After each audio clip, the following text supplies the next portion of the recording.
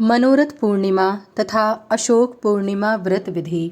भगवान श्री कृष्ण बोले, राजन, फाल्गुन की पूर्णिमा से संवत्सर पर्यंत किया जाने वाला एक व्रत है जो मनोरथ पूर्णिमा के नाम से विख्यात है। इस व्रत के करने से व्रती के सभी मनोरथ पूर्ण हो जाते हैं।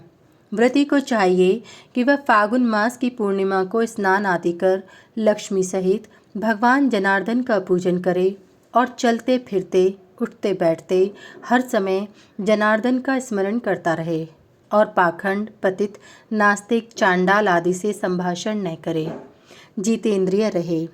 रात्रि के समय चंद्रमा में नारायण और लक्ष्मी की भावना कर अर्घ्य प्रदान करें। बाद में तैल एवं लवण रहित भोजन करें।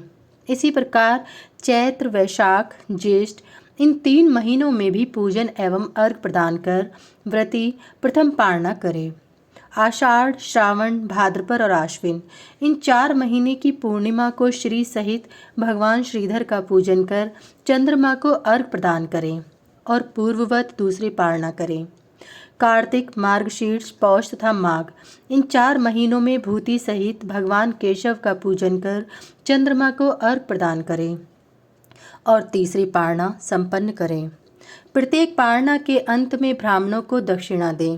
प्रथम पारणा के 4 महीनों में पंचगव्य, दूसरी पारणा के 4 महीनों में कुशोदक और तीसरी पारणा में सूर्य किरणों से तप्त जल का प्राशन करें। रात्रि के समय गीत वाद्य द्वारा भगवान का कीर्तन करें। प्रति मास जल, कुंभ, जूता, छतरी, सुवर्ण वस्त्र, भोजन और दक्षिणा ब्राह्मण को दान करें।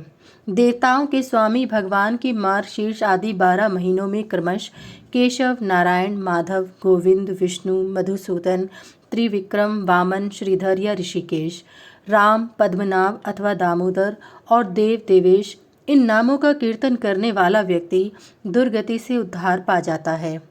यदि प्रति मास दान देने में समर्थ न हो तो वर्ष के अंत में यथाशक्ति सुवर्ण का चंद्रबिंब बनाकर फल, वस्त्र आदि से उसका पूजन कर ब्राह्मण को निवेदित कर दें। इस प्रकार व्रत करने वाले पुरुष को अनेक जन्म पर्यंत इष्ट का वियोग नहीं होता। उसके सभी मनोरथ पूर्ण हो जाते हैं और वह पुरुष नारायण का स्मरण करता हुआ दिव्य लोक प्राप्त करता है। भगवान श्री कृष्ण ने पुनः कहा, महाराज, अब मैं अशोक पूर्णिमा व्रत का वर्णन करता हूँ। इस व्रत को करने से मनुष्य को कभी शोक नहीं होता। फाल्गुन की पूर्णिमा को अंगों में मृत्तिका लगाकर नदी आदि में स्नान करें।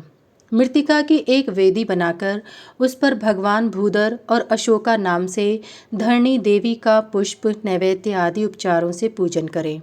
पूजन के अनंतर हाथ जोड़कर इस प्रकार प्रार्थना करें, धरणी देवी, आप संपूर्ण चराचर जगत को धारण करने वाली हैं।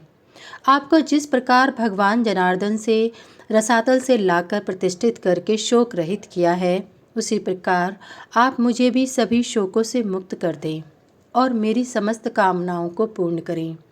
इस प्रकार प्रार्थना कर रात्रि में चंद्रमा को अर्घ्य प्रदान करें। उस दिन उपवास रखें अथवा रात्रि के समय तैल, क्षार रहित भोजन करें। फाल्गुन आदि 4 मास में एक पारणा करें और प्रत्येक पारणा के अंत में विशेष पूजा और जागरण करें। प्रथम पारणा में धरणी, द्वितीय में मेदिनी और तृतीय में वसुंधरा नाम से पूजन करें।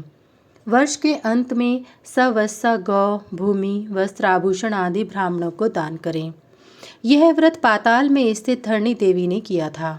तब भगवान ने वराह रूप धारण कर उनका उद्धार किया और प्रसन्न होकर कहा कि धरणी देवी, तुम्हारे इस व्रत से मैं परम संतुष्ट हूँ।